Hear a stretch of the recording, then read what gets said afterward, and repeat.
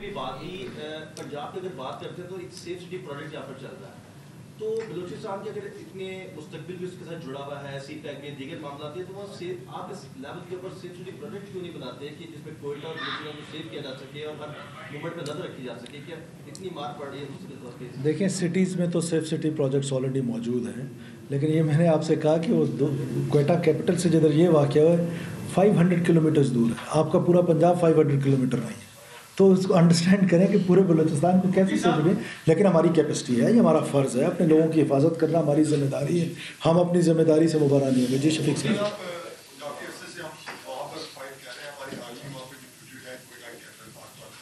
ہماری intelligence agency کافی زیادہ capable بھی ہیں اور یہ لوگ تو ٹیررسٹ ہیں، مخصوص گروہ ہیں جو آپریٹ کریں. کیا یہ بارڈر کے اندر آپریٹ کریں یا بارڈر سے باہر آپریٹ کریں کہ ان کی پناہ گاہوں کو ختم کرنا؟ جیسے ہم نے پہلے اس بات میں آپریشن کیا مکمل، ہم نے ساری وہ چیزیں ختم کر دی، تو کیا وجہ ہے کہ ہم ان کی پناہ گاہیں مستقل طور پر ختم نہیں کر پا رہے؟ دیکھیے ایک تو میں تھوڑا سا کلیئر کر دوں کہ دیر از نو آرمی ان بلوچستان، ملٹری آپریشن نہیں ہے. کوئی ملٹری کی پریزنس کوئٹہ میں کنٹونمنٹس میں ضرور ہے، لیکن یہ پیرا ملٹری فورس ہے اور تھریٹ کیپیسٹی کو دیکھتے ہوئے ملٹری کا استعمال کوئی گناہ نہیں ہے. ہم نے اسی لیے اپنی یہ انسٹیٹیوشنز بنائے ہیں کہ وہ تھریٹ کو، اس چیلنج کو قبول کریں. تو یہ اتنا بڑا چیلنج نہیں ہے کہ ملٹری کو یوز کیا جائے. پیرا ملٹریز جو ہے، جو ایف سی ہے ہماری، ایف سی نارتھ ہے، ایف سی ساؤتھ ہے، پولیس ہے، لیویز ہے، سی ٹی ڈی ہے، یہ کام وہ بڑی آسانی سے کیا جا سکتا ہے. جہاں تک سوات طرز کی آپریشن ہے تو دیکھیں ابھی اس کی ضرورت اگر پڑے تو بالکل کیا جا سکتا ہے، لیکن ہمارے ہاں کائنیٹک اپروچ جو ہماری ہے وہ بالکل سمارٹ کائنیٹک اپروچ ہے. وہ آئی بی اوز ہیں، انٹیلیجنس بیسڈ آپریشنز ہیں کہ جن سے ہمیں پتہ چلے، بیکاز سیکورٹی فورسز گرے میں آپریٹ کر رہی ہیں، انیمی کا پتہ نہیں ہے، فرینڈ کا پتہ نہیں ہے کہ سوسائٹی کے اندر سے وہ لوگ ہیں. تو اس میں ظاہر مشکلات اور چیلنجز ہیں، لیکن ان شاء اللہ تعالیٰ اس سے پہلے بھی آپ کو پتہ ہے کہ ہم چیلنجز سے نکلے. کوئی بھی چیز ہوتی ہے اس کا ڈائریکٹ ریلیشن ہوتا ہے کسی بھی چیز کی اکانومی سے. آپ لوگ پچھلے 7-8 ماہ سے 70 سال سے بات کریں تو اس طرح کے ٹیررزم کے نمبرز زیادہ ہیں، لیکن جو اصل میں آپ کے اوپر جو آ رہی ہے بات کی جو بلوچستان ہے، جو ہمیں بتایا جاتا ہے کہ وہاں پہ جو لوگوں کو رائٹس نہیں ملتے، وہ ہمیں بتائیں کہ وہ کون سے رائٹس ہیں جس کا وہ مطالبہ کرا رہے ہیں اور جس کی وجہ سے اس طرح کچھ ہو رہا ہے. اسی لیے تو میں یہاں آیا ہوں. تو بتائیں کیا آپ کو پتہ ہی نہیں؟ رائٹس کی تو جنگ ہی نہیں ہے. کون سے رائٹس کی جنگ ہے؟ اگر اجازت دیں تو کمپلیٹ کر لیں. رائٹس کی جنگ تو نہیں ہے. کون سے رائٹس؟ ان پیرلل ڈیولپمنٹ جو ہے، جو ڈیولپمنٹ لاہور میں ہے وہ کیا گجرانوالہ میں ہے؟ جو کراچی میں ہے کیا وہ کشمور میں ہے؟ جو پشاور میں ہے کیا وہ مردان میں ہے؟ تو دس از ان پیرلل ڈیولپمنٹ. یہ پورے پاکستان کا ایشو ہے. جو لڑ رہا ہے دیکھیں وہ ہمیں کنفیوز کر رہا ہے. دیکھیں ابھی ایک انفارمڈ جرنلسٹ یہ کہہ رہا ہے، اس کا مطلب ہے کہ ہم کنفیوزڈ ہیں، ہم اس وائلنس کو لے کے کنفیوزڈ ہیں. بالکل کوئی رائٹس کی جنگ نہیں ہے، یہ صرف اور صرف دہشت گردی ہے. ہمارے رائٹس آج تک بلوچستان کے جو ڈیو رائٹس ہیں کانسٹیٹیوشن آف پاکستان وہ رائٹس آپ کو دیتا ہے. این ایف سی ایوارڈ میں پنجاب نے اپنا شیئر ہمیں دیا ہے، تو we should be thankful to Punjab and we are. تو کہنے کا مطلب ہے کہ رائٹس کی جنگ نہیں ہے، یہ ان پیرلل ڈیولپمنٹ ایک ایشو ہے. لوگ ڈپرائیوڈ ضرور ہے، لیکن اس کا یہ مطلب نہیں ہے کہ وائلنس کا رائٹ ان کو دے دیا جائے. وائلنس کا رائٹ صرف اسٹیٹ ایکسرسائز کرتی ہے، وائلنس کی مونوپلی صرف اسٹیٹ کے پاس ہے، اور اس کے بعد اس کی کسی اور کو اجازت نہیں دی جا سکتی. پورے پاکستان میں اگر آپ تھوڑا سا فرق دیکھیں کہ بلوچستان اور باقی صوبوں میں کیا فرق ہے، کہا جاتا ہے کہ بلوچستان باقی صوبوں سے پیچھے رہ گیا، اس کی وجوہات بتائیں.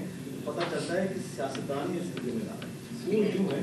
وہ یوں ہیں کہ اگر یہاں کسی بھی اور صوبے میں ترقیاتی کام ہو رہا ہے، تو تعلیمی ادارہ بن رہا ہوتا ہے، تو اس کا جو یہاں کا جو سیاستدان ہے، جیسے وہ ترقیاتی فنڈ حاصل کیا ہے، اس کا 20 سے 30% اس کی جیب میں چلا جاتا ہے، سب کو پتہ ہے. لیکن بلوچستان میں متعلق کہا جاتا ہے کہ وہاں سے 100% اس شخص کی جیب میں چلا جاتا ہے. یہ آپ کا ایک یہ گزارش ہو، یہ فرق ہے. آپ کیوں نہیں سمجھتے کہ یہ عوام اس تنگ ہے؟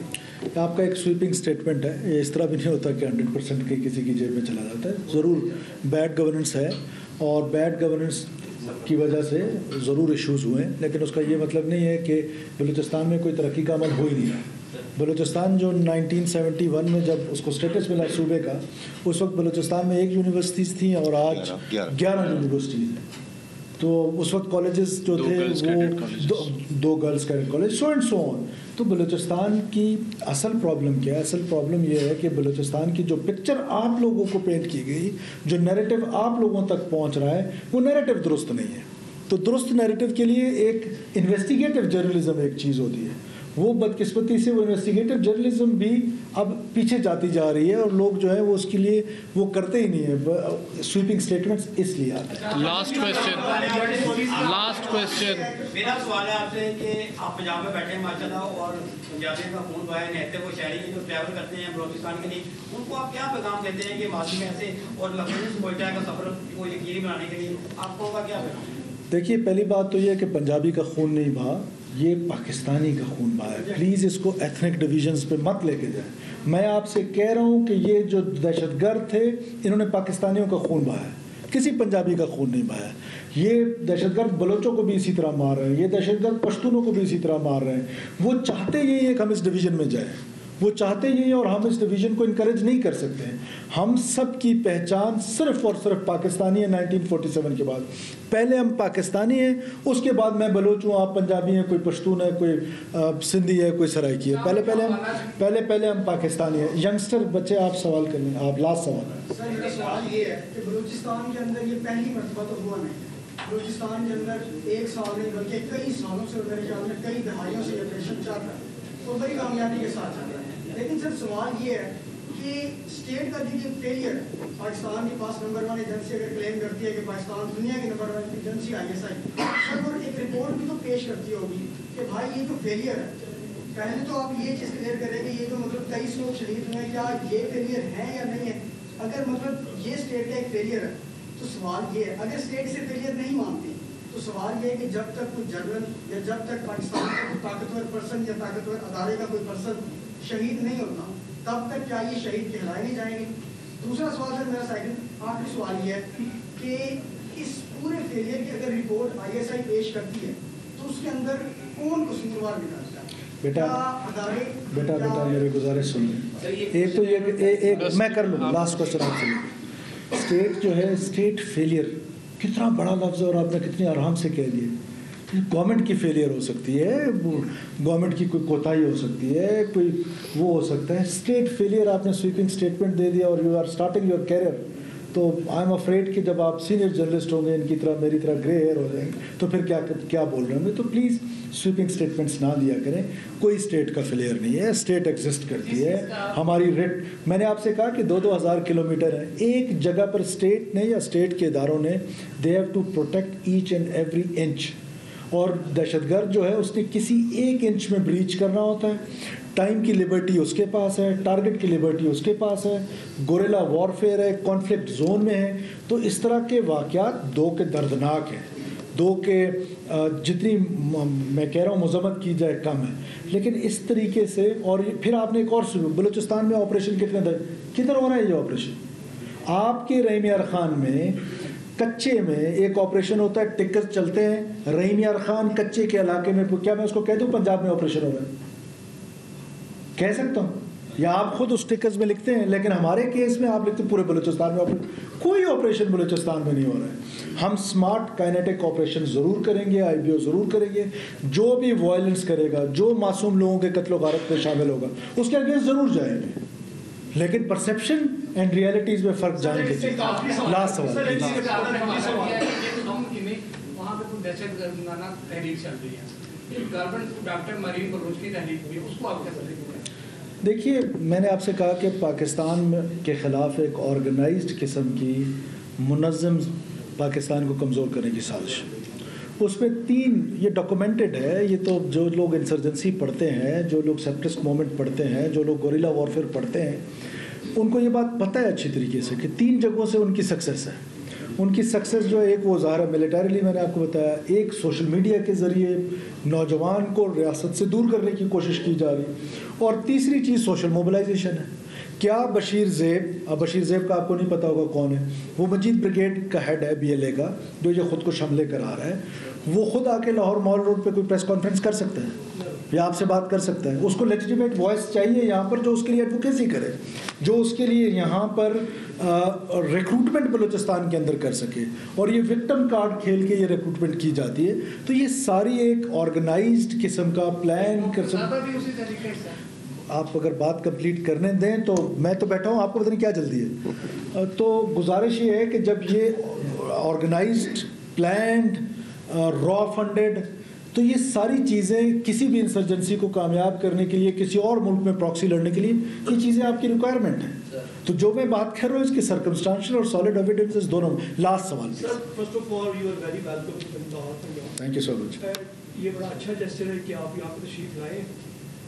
جیسا آپ نے کہا کہ ہم لوگ سنتے بھی آتے ہیں, رومرز ہوتی ہیں اور اپنا غلط باتیں بھی کی جاتی ہیں, کیمپینز بھی چلتی ہیں کہ ناراض بلوچ اور کیمپیننگ ہو رہی ہے اینٹی پاکستان کے سب جو لوگوں کو پریشان رکھنے کے لیے. تو کیا بلوچستان حکومت یا کوئی فیڈرل حکومت کوئی ایسی کوئی کیمپین کرے گی جس سے پاکستان میں ایک پازیٹیو امیج جائے اور جو چیزیں ہمارے اینٹی جا رہی ہیں ان کو کوئی پازیٹیو سائڈ پہ لے کے, یہ بڑا ایک پازیٹیو سب میں آپ کو ایک رائے, کیونکہ اس کا ایک بہترین سولوشن یہ ہو سکتا ہے کہ ہم لوگ بچوں کو نصاب میں کچھ پڑھا سکیں, کیونکہ you are C M over there, you can do something for the betterment of. We are already doing that. بچے یہ جو سب ورژن ہے, یہ سب ورژن جو ہے یہ پولیٹیشینس کا ذمہ داری ہے, حکومت کی ذمہ داری ہے, ہم اپنی ذمہ داری نبھائیں گے. آپ سے صرف اتنی سی گزارش ہے کہ خدا را ان کو ناراض بلوچ نہ کہیں. کون سی ناراضگی ہے؟ دہشت گرد ہیں. اور یہ ٹرمینالوجی ناراض بلوچ کی کسی پولیٹیشین کی کریٹڈ نہیں ہے, یہ آپ کی کریٹڈ ہے. تو آپ اس سے پلیز واپس ریورس کر لیں. کوئی ناراضگی نہیں ہے, صرف دہشت گرد ہیں, پیورلی دہشت. جی لاسٹ.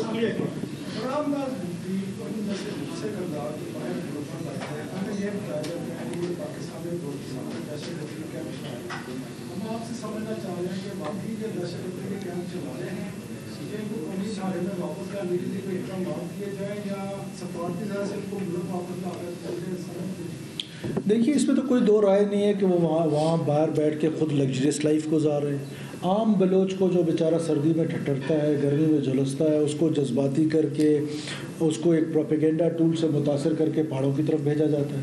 اپنے بچے لگژریس لائف گزاریں, عام بلوچ قتل و غارت کرے. تو اس میں تو کوئی دو رائے نہیں ہے. جہاں تک رہی بات پاکستان کی حکومت نے, فیڈرل گورنمنٹ کا سبجیکٹ ہے, فارن آفس پہ ضرور کام کر رہا ہوگا, ضرور اس پر کوئی نہ کوئی کام کہیں پہ ہو رہا ہوگا کہ ان لوگوں کو انٹرپول کے ذریعے, بلڈ وارنٹس کے ذریعے ایٹ لیسٹ یہ بتایا تو جائے دنیا کو کہ وہ دہشت گردی کر رہے ہیں. شکریہ. آپ کو بتائیں چیئرمین سینٹ یوسف رضا گیلانی نے وزیر اعظم کو مشورہ دیا ہے کہ انہیں سیاسی مذاکرات کی شروعات اور قیادت کرنی چاہیے. اسلام آباد میں صحافیوں سے گفتگو کرتے ہوئے یوسف رضا گیلانی نے کہا کہ مذاکرات کا ہونا بہت اچھی بات ہے. تمام سیاسی جماعتوں بشمول تحریک انصاف سب کے درمیان مذاکرات ہونے چاہیے. اگر مذاکرات ہو رہے ہیں بہت اچھی مذاکرات ہونے چاہیے. جو پولیٹیشین جو ہوتے ہیں ان کے ڈائلاگ ہونے چاہیے. نیشنل انٹرسٹ پہ تمام پارٹیوں کو مذاکرات کرنے چاہیے بشمول تحریک انصاف. اس وقت جو پرائم منسٹر ہیں ان کو لیڈ لینی چاہیے اور وہ انیشیٹو. پیپلز پارٹی اپنا کوئی رول پلے کرے گی اگر مذاکرات کے لیے جو معاملات آگے بڑھتے ہیں پی ٹی آئی کے ساتھ؟ پیپلز پارٹی اگر کوئی پرائم منسٹر فیصلہ کرے گا تو پرائم منسٹر کی جب بات ہوگی اور نیشنل سیکیورٹی اور نیشنل ایشوز کے اوپر ہم دفاع. ترجمان تحریک انصاف رؤف حسن نے کہا ہے کہ امید اور دعا ہے کہ فوج اور پی ٹی آئی میں ڈیڈ لاک مزید برقرار نہ رہے. فوج کے ساتھ ڈیڈ لاک ختم کرنے کے لیے پی ٹی آئی جو کر سکتی تھی وہ کر لیا ہے. پاکستان تحریک انصاف کے ترجمان رؤف حسن نے وائس آف امریکہ کو انٹرویو دیتے ہوئے کہا ہے کہ ریاست کے مفاد میں پی ٹی آئی اور اسٹیبلشمنٹ میں بات چیت اشد ضروری ہے. پی ٹی آئی کا موقف ہمیشہ یہی رہا ہے کہ ہم ان کے ساتھ انگیج ہونا چاہتے ہیں. رؤف حسن کا یہ بھی کہنا تھا کہ پی ٹی آئی کے دروازے بات چیت کے لیے کھلے ہیں. فوج سے بات چیت بھی آئین کے دائرہ کار میں ہوگی. وزیر اعظم شہباز شریف نے کہا ہے کہ حکومت کی رائٹ سائزنگ پالیسی پر تیزی سے کام ہو رہا ہے جس کی نگرانی وہ خود کر رہے ہیں. اپنے بیان میں وزیر اعظم نے کہا کہ رائٹ سائزنگ کی پالیسی کے معیشت پر مثبت اثرات جلد نمایاں ہوں گے. فچ کے بعد موڈیز نے بھی پاکستان کی ریٹنگ اپ گریڈ کی جو مثبت معاشی اشاریوں کا اعتراف ہے. حکومت معاشی اصلاحات کر رہی ہے. پنجاب میں بجلی کے بلوں میں ریلیف دیا. پیٹرول مزید سستا کیا گیا. وزیر اعظم نے وفاقی ادارے شماریات کے اعداد و شمار کے مطابق مہنگائی میں کمی پر اظہار اطمینان کیا. وزیر اعظم نے کہا کہ جولائی میں کنزیومر پرائس انڈیکس میں ریکارڈ کمی کے بعد افراط زر کی شرح 11% رہی ہے. معاشی ماہرین کی ستمبر میں افراط زر کی شرح میں مزید کمی کی پیش گوئی خوش آئند ہے. ممتاز برطانوی اخبار گارجین میں شائع ہونے والے مضمون میں سوال کیا گیا ہے کہ کیا بانی P T I Oxford university کا چانسلر بننے کے لیے بہتر چوائس ہیں. مضمون میں یہ بھی کہا گیا ہے کہ کیا طالبان کے دوست واقعی آکسفورڈ کے اگلے چانسلر کے طور پر بہترین انتخاب ہیں. بانی PTI Osama bin Laden کو شہید کہتے ہیں اور اسے دہشت گرد کہنے سے انکاری ہیں. बानी पीटीआई तालिबान को गुलामी की जंजीरें तोड़ने पर मुबारकबाद देते हैं। मजमून में ऑक्सफोर्ड यूनिवर्सिटी के वोटर से सवाल किया कि क्या आप तालिबान दोस्त उम्मीदवार के लिए वोट करना चाहते हैं। ऑक्सफोर्ड यूनिवर्सिटी का चांसलर 10 साल के लिए मुकर्रर होता है और बानी पीटीआई 14 साल की सज़ा काट रहे हैं। ऑक्सफोर्ड चांसलर को इंतजामी फ़राइज़ समेत कई अहम तकारीब की सदारत में शामिल होना होता है, जिसके लिए चांसलर को साल भर दस्तयाब रहना चाहिए। जेल के अंदर या बाहर बानी पीटीआई सियासतदान है। बरतानवी अखबार दी गार्डियन में छपने वाले मजमून पर नून लीगी सेनेटर तलाल चौधरी ने रद्द अमल दिया। जियो न्यूज़ से खुसूसी गुफ्तगू में उनका कहना था कि बरतानवी अखबार के मजमून में जो सवाल उठाए गए हैं उनका जवाब पीटीआई रहनुमाओं के पास भी नहीं है। गार्डियन दुनिया का माना हुआ जरीदा है और उसने जो सवालात उठाए हैं वो बड़े अहम हैं। इससे पहले डेली मेल ने भी सवालात उठाए थे, उस पर इनके रहनुमाओं ने कहा था कि ये बड़ा एक छोटा सा अखबार है, इससे क्या कोई असर नहीं। अब दुनिया की एक बड़े अखबार ने ये सवालात उठाए हैं और बड़े सवालात बड़े अहम हैं कि क्या किसी चांसलर के उम्मीदवार पर अगर ये मॉरल चार्जेस हो और वो एक किसी अदालत से सजा याफ्ता हो, उस पर करप्शन चार्जेस हो और एक और सजा याफ्ता हो और उसके बाद उसकी सोच वो हमदर्दी रखता हो दुनिया के अमन के लिए नहीं, अपने मुल्क के अमन के लिए नहीं, बल्कि सियासी मुफाद के लिए तालिबान के साथ, और उसकी सोच ये हो कि खवातीन के साथ जो रेप है वो उसके लिबास की वजह से होता है।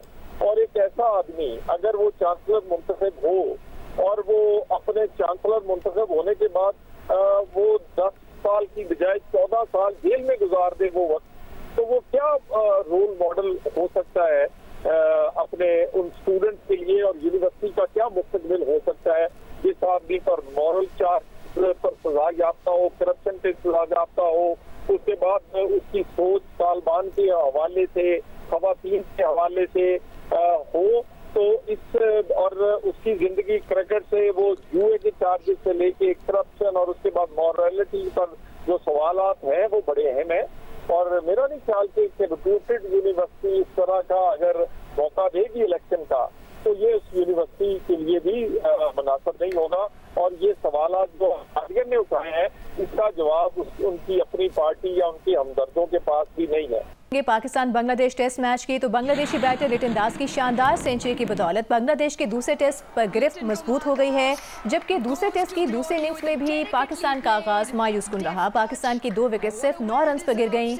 आज दिन के आगाज पर बांग्लादेश की 6 विकेटें सिर्फ 26 रन पर गिरने के बाद लिटन दास और मेहदी हसन ने 165 रन की शानदार पार्टनरशिप बनाई। लिटन दास और मेहदी हसन की पार्टनरशिप की वजह से पाकिस्तान को पहली इनिंग्स में सिर्फ 12 रन की बढ़तरी मिल सकी है।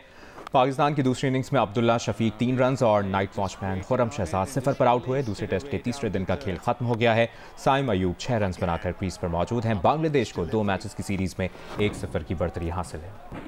और अभी आपको बताएं, मुस्लिम लीग नून के कायद नवाज शरीफ ने गुज़श्ता रोज़ मॉडल टाउन में पार्टी के पुराने कारकुनों से भी मुलाकात की है। नून लीग के मुशावरती इजलास के मौके पर पुराने कारकुन भी मॉडल टाउन सेक्रेटेरिएट पहुंचे थे। नवाज शरीफ ने पार्टी के सीनियर कारकुनान से हाथ मिलाया और उनकी खैरियत भी दरियाफ्त की। आपको बताएंगे सिंध और बलूचिस्तान में बारिशों का सिलसिला थम गया है। सैलाबी रेलों में भी कमी आ गई है। सिंध में कई राबता सड़कें बहाल कर दी गई हैं। नसीराबाद के अक्सर देहात का ज़मीनी राब्ता अब तक मुनक़ता है। सड़क किनारे मौजूद सैलाब मुतासरीन मुश्किलात का शिकार हैं। सिंध और बलूचिस्तान के सैलाबी रेलों में कमी आ गई। सिंध में केरथर के पहाड़ी सिलसिलों में बारिशें थम गई। नदी नालों की तुग़यानी में कमी आ गई है। काचू फरीदाबाद के मुतादिद देहातों की राब्ता सड़कें बहाल हो गयी। हालात मामूल पर आ रहे हैं। नसीराबाद के मुतासरा इलाकों में गुज़श्ता 3 दिन से ग़ज़ाई किल्लत है। इलाज मुआलजे में भी मुश्किलात दरपेश हैं। मंजोशोरी में सड़क किनारे मौजूद दर्जनों सैलाब मुतासरा खानदान इमदादी सामान के मुंतज़िर हैं। कई सड़कों का ज़मीनी राब्ता अब तक मुनक़ता है। नौताल गंदावा शाहरा समेत तमाम राब्ता सड़कें मुतासर होने से इमदादी कार्रवाइयों में भी मुश्किलात का सामना है। डिप्टी कमिश्नर के मुताबिक मंजोशोरी में सैलाब से मुतासरा 50 खानदानों में इमदादी सामान तकसीम किया गया। रबी केनाल में पड़ने वाले शिगाफ को पुर करने का काम जारी है। सैलाबी पानी को पट फीडर केनाल में शामिल किया जा रहा है। बोलान कौमी शाहरा पर ट्रैफिक बहाल कर दिया गया है। हब डैम मुकम्मल तौर पर भरने के बाद स्पिलवे से पानी का अखराज शुरू हो चुका है। डैम के स्पिलवे से खारिज होने वाला पानी हब नदी के जरिए बुहरा अरब में गिरेगा। महकमा आबपाशी के मुताबिक हब डैम सतह आब 339 फुट तक पहुंचने पर मुकम्मल तौर पर भर गया था। 340 फुट की सतह तजावुज़ करने के बाद पानी का स्पिलवे से अखराज शुरू हो चुका है। डैम के स्पिलवे से खारिज होने वाला पानी हब नदी के जरिए बुहरा अरब में दाखिल हो जाएगा। हब नदी के किनारे आबाद लोगों को इंतजामिया की जानिब से नदी से दूर रहने की हिदायत भी जारी कर दी गई हैं। लाहौर में सब्जियों की कीमतों को ब्रेक ना लग सकी। लीमू की कीमत 580 रुपए फी किलो तक जा पहुंची है। दुआ मिर्जा की रिपोर्ट देखिए।